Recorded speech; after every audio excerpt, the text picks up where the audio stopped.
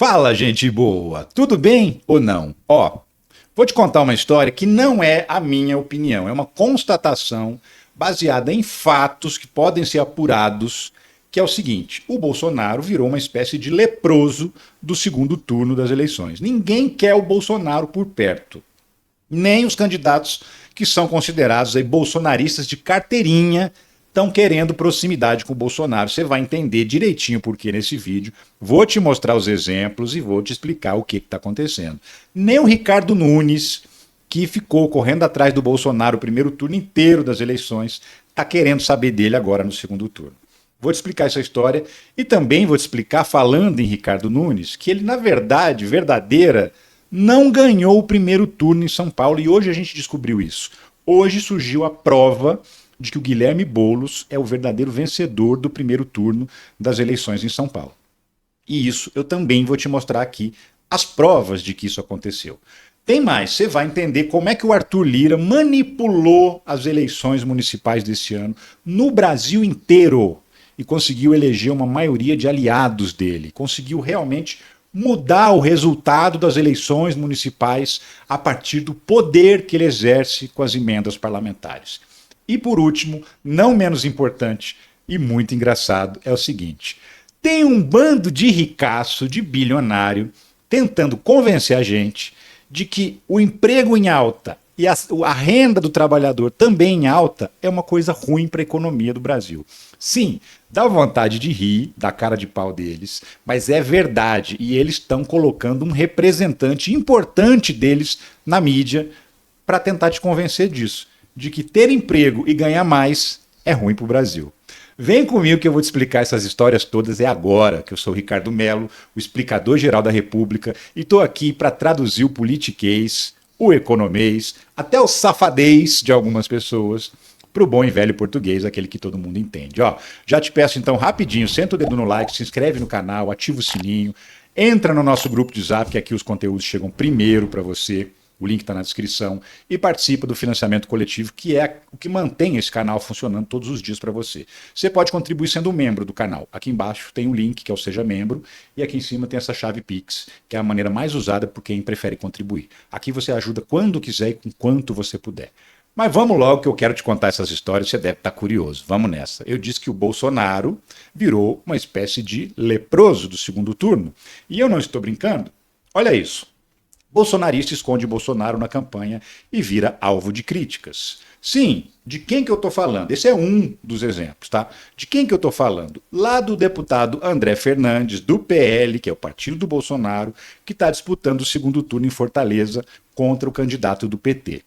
O André Fernandes passou o primeiro turno inteiro sem falar nada do Bolsonaro, nem não queria saber de associação dele com o Bolsonaro. O André Fernandes é o Raspacu, o famoso Raspacu, que era um youtuber que ficou famoso ensinando as pessoas a fazer depilação anal. Homens, fazer depilação anal. Sim, esse é o nível de deputados que a gente tem. E pior, uma pessoa que está disputando o segundo turno de uma eleição de uma capital importante como Fortaleza.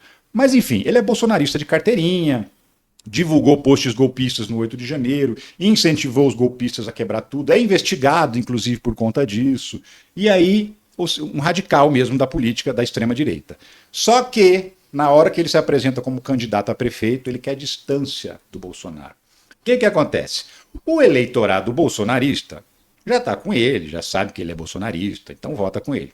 Agora ele quer enganar os eleitores do centro, aqueles eleitores que não são bolsonaristas e que porventura não gostariam de votar no PT. Como? Tentando se fazer de moderado. Sim, o cara que ficou incentivando tentativa de golpe, que ficou instigando as pessoas a quebrar tudo em Brasília, agora está postando de moderado nas eleições lá de Fortaleza, né? Então ele fala que ele é um candidato do diálogo e tal. E aí a estratégia da campanha dele é realmente manter o Bolsonaro longe, para ver se ele engana as pessoas, para ver se as pessoas não pensam que ele é um radical da extrema-direita. E isso foi admitido nessa reportagem aqui que você está vendo pelos estrategistas da campanha dele. Ou seja, isso não é uma coisa inventada pelo jornalista. Os próprios estrategistas confirmam que é interessante para esse bolsonarista de carteirinha manter o Bolsonaro longe. Não é só ele, não. Você pensa que é só ele? O Ricardo Nunes quer distância do Bolsonaro no segundo turno em São Paulo. Quando precisamos, Bolsonaro não veio. Agora não queremos mais, diz aliado de Nunes. Por que diz aliado de Nunes? Porque, obviamente, o Nunes não vai declarar nunca publicamente isso, porque ele vai perder o voto dos bolsonaristas se ele falar isso.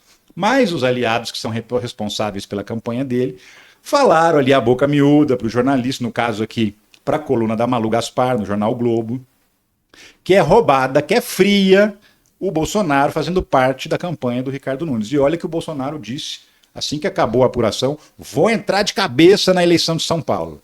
Só esqueceu de combinar com o candidato que não quer nem saber dele na eleição de São Paulo. O motivo é o mesmo. O Ricardo Nunes acha que vai enganar as pessoas dizendo ele não é um radical, ele é um político centrista, um político moderado. Veja bem, durante o primeiro turno, o Ricardo Nunes foi no ato do Bolsonaro para defender o impeachment do Alexandre de Moraes, deu entrevista dizendo que o 8 de janeiro não foi uma tentativa de golpe, ou seja, aquela galera que tentou explodir posto de gasolina com bomba, aquela galera que quebrou os 3 palácios, o executivo, o legislativo e o judiciário, para ele não são golpistas. Aquelas pessoas estavam só se manifestando pacificamente. Quebraram tudo, mas aquilo ali não era uma tentativa de golpe, segundo o Ricardo Nunes. Tá? E ele diz que não é um radical da política. Esse mesmo sujeito falou que eu fiquei arrependido de ter exigido passaporte de vacina da Covid dos servidores públicos da Prefeitura de São Paulo. Também fazendo lá um aceno ao bolsonarismo para tentar atrair o Bolsonaro. Por quê? Porque estava perdendo os votos dos bolsonaristas para o Pablo Marçal. Agora que ele já venceu o Pablo Marçal, ele acha que os votos do Bolsonaro vão cair por gravidade nele e ele vai receber todos esses votos e vai ganhar a eleição. Então é outro que quer distância do Jair Bolsonaro nessa eleição. A gente está falando de 2 eleições importantes, 2 grandes capitais, uma delas a maior da América Latina, onde o Bolsonaro teria um papel decisivo se fosse aceito pelos candidatos, mas eles querem a distância do Jair Bolsonaro. Outro que quer a distância do Bolsonaro, o candidato a prefeito lá de Curitiba. Por quê? Porque apesar do Bolsonaro ter indicado o vice do candidato a prefeito do PSD, ele ficou fazendo vídeo de apoio para outra candidata, que é uma bolsonarista, que é ex-comentarista da Jovem Pan, negacionista da vacina, enfim, aquele povo maluco que a Jovem Pan mantinha contratado e que depois demitiu, depois que perdeu as verbas do governo, demitiu, mas manteve muito tempo contratado, enfim, essa mulher é uma delas. E aí o Bolsonaro também ficou pisando com o pé em cada canoa lá em Curitiba, agora também não é bem visto na campanha, todo mundo quer distância do Bolsonaro. O próprio levantamento que foi feito na internet, uma empresa especializada, chama Ativa Web, é uma empresa que faz monitoramento do comportamento das pessoas nas redes sociais. O que ele mostrou esse levantamento? Que a direita rachou mesmo, eu falei sobre isso num vídeo ontem, e a direita está completamente rachada nessas eleições, principalmente em São Paulo. Foi feito um levantamento de mais de 3 milhões e 100 mil postagens no Instagram que falavam do segundo turno das eleições. 52% das pessoas eram contra o posicionamento, ao contrário, 52% das pessoas eram favoráveis ao posicionamento do Bolsonaro, 48% contra o posicionamento do Bolsonaro e apoiou o Ricardo Nunes e não apoiou o Pablo Marçal. 52-48. Ou seja, praticamente meio a meio, os bolsonaristas racharam por conta de não ter gostado do caminho que o Bolsonaro adotou nas eleições agora no primeiro turno. Tanto é verdade que se você for no Instagram do Bolsonaro e pegar lá os 4, 5 últimos posts dele, você vai ver que está inundado de críticas, de xingamentos, de gente reclamando do comportamento dele. Tem até bolsonarista falando, Bolsonaro nunca mais. Ou seja, Bolsonaro virou persona não grata no segundo turno das eleições desse ano. Inclusive o Pablo Marçal, que é figura importante por conta dos votos que teve, 1.700.000 votos, já declarou que não vai apoiar o Ricardo Nunes no segundo turno e que acredita que o Guilherme Boulos vai ganhar. Segundo o Pablo Marçal, uma parcela dos eleitores dele está tão brava com o Bolsonaro que por conta disso vai votar no Boulos de raiva, mesmo não gostando do Guilherme Boulos, vai votar nele de raiva para poder vingar a falta de apoio do Bolsonaro e os esculachos que o Bolsonaro andou dando no Pablo Marçal no primeiro turno. Falou que não quer saber do Nunes, que exige um pedido de desculpas do Nunes, do Bolsonaro, do Malafaia, do Tarcísio, senão não apoia. E como esse pedido de desculpas obviamente não vai vir, ele não vai apoiar, liberou os eleitores para votar do jeito que quiser e prevê que uma parte que está tão brava vai mesmo votar no Guilherme Boulos como uma espécie de vingança. Pois é. E você lembra que eu falei no começo do vídeo que o Boulos, na verdade, venceu o primeiro turno? Então, hoje saiu a confirmação disso. Um dado muito interessante, olha só.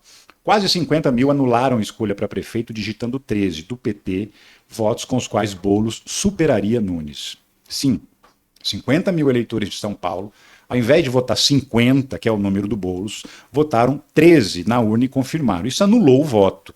Mas, obviamente, isso revela que essas pessoas tinham intenção de votar no Guilherme Boulos. Elas votaram no número do PT. Foi, inclusive, o segundo maior número digitado para anular voto. O primeiro é o 00, que a maioria digita 00 quando anula intencionalmente. Quando elas digitam o número de um partido, isso indica que elas estavam querendo votar no candidato daquele partido e acabaram votando no número errado.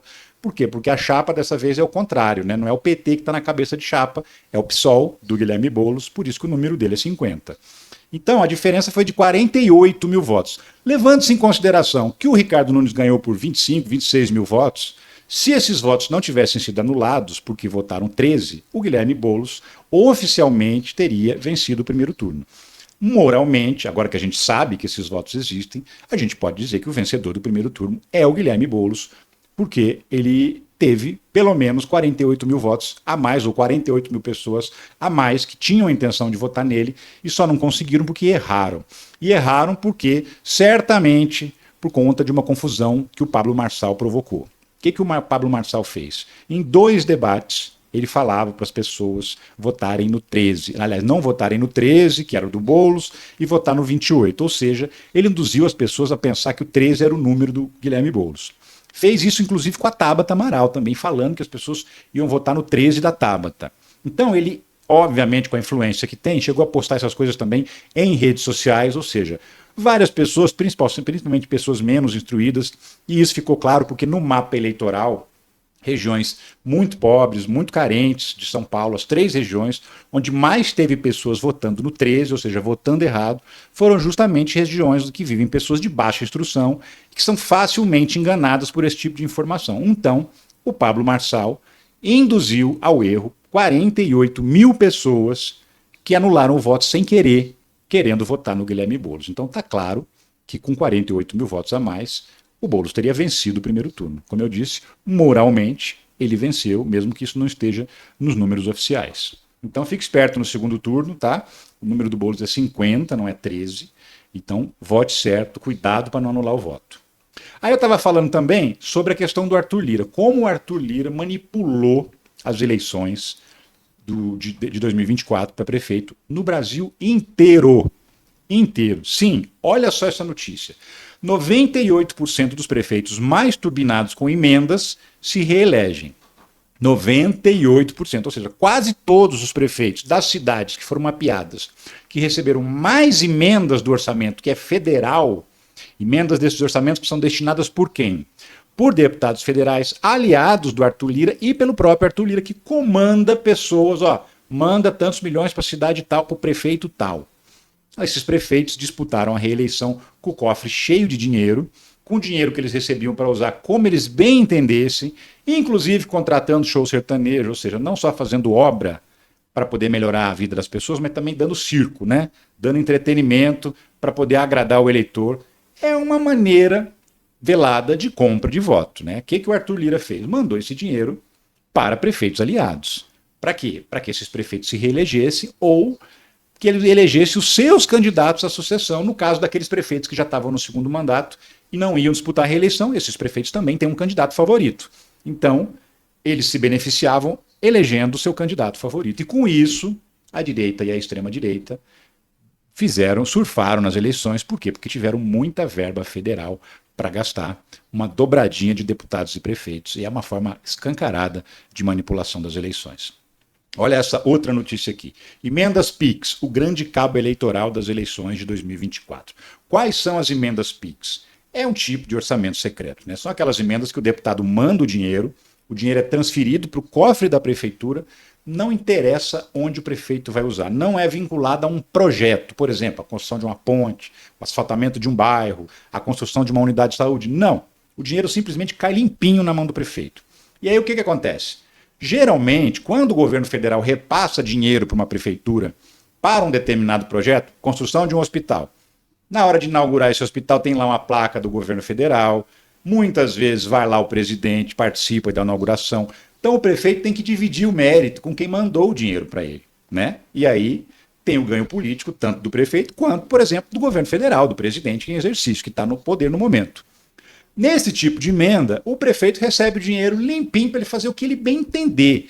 Então ele fatura politicamente sozinho na inauguração da obra.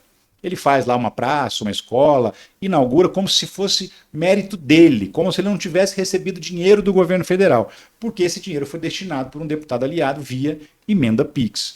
E isso levou a um absurdo, uma proporção absurda de prefeitos que se elegeram por conta do uso da verba dessas emendas. E aí você tem um prefeito de direita, um presidente de um partido de esquerda. Teoricamente, eles iam dividir o mérito. Isso poderia, inclusive, beneficiar os candidatos que também são de esquerda, né? Porque, olha, o Lula está mandando dinheiro para cá e tal. Mas isso não aconteceu. Por quê? Porque os prefeitos tiveram todo o mérito sozinhos, porque eles receberam esse dinheiro limpinho e não interessa o que eles queriam fazer, eles fizeram e ninguém pôde falar nada.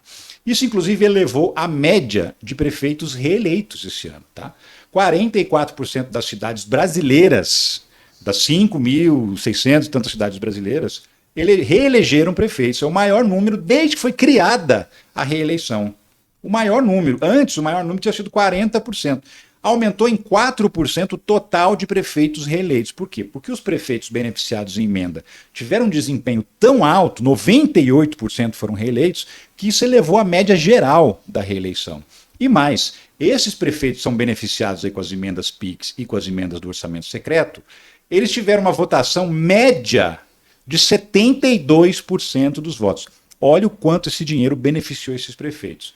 O que é uma clara distorção da vontade do eleitor, porque ele é enganado, né? O prefeito recebe um dinheiro, não é obrigado a dividir o mérito com quem mandou o dinheiro. Por quê? Porque quem fez a intermediação foi um deputado aliado dele, que geralmente, muitas vezes, também está nessa matéria. Esse deputado é parente do prefeito. Às vezes o prefeito é pai dele, às vezes o prefeito é filho dele, é primo, é irmão, é parente do prefeito, ou é um aliado político do prefeito. Então você pega lá um deputado que é pai, tem um filho que é prefeito, o pai manda o dinheiro para o filho se beneficia tranquilamente, e aí se reelege. O Arthur Lira fez o oposto, mandou dinheiro para o pai dele, né, que é prefeito lá em Alagoas, e o pai dele se reelegeu com uma facilidade incrível, com uma grande votação. Óbvio que ia se reeleger, né? Recebe um dinheiro que ninguém sabe de onde veio, gasta do jeito que quer, faz políticas eleitoreiras com esse dinheiro, e aí conquista o eleitor que é enganado. Pensa que o prefeito é bonzinho, mas na verdade o que ele está é fazendo bonito com o chapéu do outro, porque o dinheiro é federal. Agora ele usa o dinheiro e não conta para ninguém que o dinheiro é federal. O eleitor não fica sabendo, não dá mérito para o governo federal e elege o prefeito reelege, né, achando que ele é o bonzinho. É isso que acontece. E como o Arthur Lira é o grande operador do orçamento secreto, do orçamento não secreto também, do orçamento como um todo, das emendas parlamentares, que são mais de 50 bilhões de reais, ele então foi o grande manipulador das eleições. Por isso que o Centrão cresceu tanto, elegeu tantas prefeituras, e a direita também. E isso também aparece nessa matéria aqui, ó. Emendas PIX reelegeram prefeitos de centro-direita em 94 cidades onde eles concorreram. Ou seja, daquela diferença de 98 para 94, um ou outro prefeito de partido de esquerda conseguiu se reeleger tendo recebido emenda do orçamento. Um ou outro. A maioria esmagadora, 94%, são prefeitos de centro e de direita. Aí você fala assim, nossa, o Brasil está ficando mais conservador, está elegendo prefeitos de centro e de direita. Mas assim fica fácil, né? Manipulando o eleitor com dinheiro que veio de um governo de esquerda e ninguém fica sabendo, fica fácil. Então aí é uma máquina que se retroalimenta. O deputado manda dinheiro para o prefeito se reelege, daqui a 2 anos o prefeito apoia o deputado para o deputado se reeleger. E assim a direita e a extrema-direita vai dominando o cenário do dinheiro público e com isso vai crescendo e vai enganando o povo. E vai enganando o povo. E o povo vai votando enganado. E ela não para de crescer. E assim a gente vai caminhar, sabe-se lá até quando. Infelizmente, esse ciclo precisa ser quebrado. O bom é que o Flávio Dino proibiu o orçamento secreto e proibiu as emendas PIX. Agora vai ter que ter transparência. Então, pelo menos, esse dinheiro vai estar vinculado a projetos e sim, vai ter que ter lá o nome do governo federal, porque quem manda o dinheiro é o governo federal. Vai ter que ter essa divisão dos méritos. E isso pode reequilibrar um pouquinho esse jogo, melhorar um pouco a situação do governo federal na imagem da população, que vai ficar sabendo de onde veio o dinheiro, não vai ficar pensando que o prefeito é um milagroso que tirou dinheiro, sabe-se lá de onde, e fez uma praça linda na cidade, né? É justo, é o correto, ainda bem que o Flávio Dino fez isso. Ó, a última notícia que eu queria te dar é a cara de pau dos magnatas, dos ricaços do Brasil. Olha essa notícia aqui. Por que o aquecimento da economia e a ocupação recorde na indústria acendem sinal de alerta no país? Alimentos, vestuário, celulose e papel, derivados de petróleo, metalurgia e têxtil são segmentos mais pressionados. Nível de uso da capacidade instalada foi de 83,4% em setembro, segundo as indústrias, né? Instituto Brasileiro, não sei das quantas, de economia, pesquisa econômica da FGV. Enfim, Instituto Brasileiro de Economia, lembrei, que é da Fundação Getúlio Vargas. O que eles estão dizendo aqui? Olha, gente, as empresas estão com muita capacidade produtiva utilizada. Porque assim, você tem uma fábrica, ela tem lá 1.000 funcionários, tem lá uma quantidade de maquinário, certo? Ela está produzindo, está fabricando as coisas. Uma parte desse maquinário está parada, porque ela não está com a capacidade instalada toda sendo usada. Quando você está em momento de crise, ela demite, uma parte da fábrica fica parada. Vamos imaginar, ela está trabalhando só com 60%, 70% da fábrica, o restante está parado. Quando a economia aquece, melhora, ela contrata mais gente, bota mais máquina para operar, aumenta o uso da capacidade instalada. E aí tem indústrias, principalmente a indústria de embalagens, porque embalagem é para tudo, né? Para roupa, para sapato, para comida, tudo tem embalagem, tem caixa, tem saco plástico, tem aquele Tetra Pak do leite, tem tudo vai em embalagem. Então a indústria da embalagem é o lugar onde aparece, reflete primeiro, ou mais fortemente, o quanto a indústria brasileira está aquecida, porque ela produz embalagem para todas as indústrias. E você tem, eles deram um exemplo nessa reportagem aqui de uma indústria específica de embalagem que está operando com 93% da capacidade instalada. Ou seja, daqui a pouco ela atinge 100%. Se ela atingir 100%, ela só vai conseguir continuar crescendo se ela contratar mais gente, se ela comprar mais máquinas ou se ela abrir uma fábrica nova, certo? Ampliar a produção, só dessa maneira. E aí ela tem que investir, tirar dinheiro do bolso ou fazer financiamento para construir uma fábrica nova, para comprar mais máquinas, para contratar mais pessoas. E aí, segundo essa reportagem, esse movimento de investir para crescer vai fazer ela elevar os preços. E tem um outro detalhe, como tem muita empresa, segundo a reportagem, com dificuldade de investir, ao invés de aumentar a produção, a empresa vai aumentar o preço. Por quê? Porque ela também está pagando salários mais altos para os funcionários. Porque quando o desemprego está baixo, as pessoas não aceitam qualquer oferta de emprego, qualquer merreca, né? O sujeito só vai escolher o emprego que ele vai e vai escolher os empregos que pagam melhor, que tem um melhor ambiente de trabalho. Então fica mais difícil você contratar. Quando está todo mundo no desespero, o cara estala um dedo, aparece 150 querendo uma vaga. Mas quando as pessoas não estão desesperadas, a coisa muda de figura. Então, segundo essa reportagem do Estadão, que é o grande representante na imprensa dos ricaços desse país, é o jornal que fala em nome dos ricaços desse país, existe um risco muito grande de ter inflação, porque as pessoas estão empregadas e estão ganhando mais, acredite se quiser. A matéria em nenhum momento fala que os juros estão altos, porque esse sim é o grande problema. Uma empresa que quer crescer, que quer ampliar a sua instalação, quer abrir uma unidade nova, quer comprar mais maquinário, ela precisa ir buscar dinheiro no banco, fazer financiamento disso. E com o juro que o Banco Central está mantendo, 10,75 ao ano, o juro bancário real também fica muito alto. Então, pegar dinheiro emprestado está mais caro. E aí sim, isso sim gera inflação. Se eu vou financiar e pagar mais nesse financiamento, eu vou ter que repassar esse mais para os custos dos meus produtos.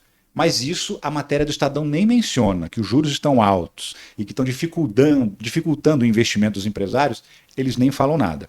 Eles só falam que está pagando muito e que tem muita gente empregada e que isso é um risco para a economia. Sim, está pagando muito e tem muita gente empregada. O desemprego recua a 6,6% no trimestre encerrado em agosto, número recorde de trabalhadores. É verdade.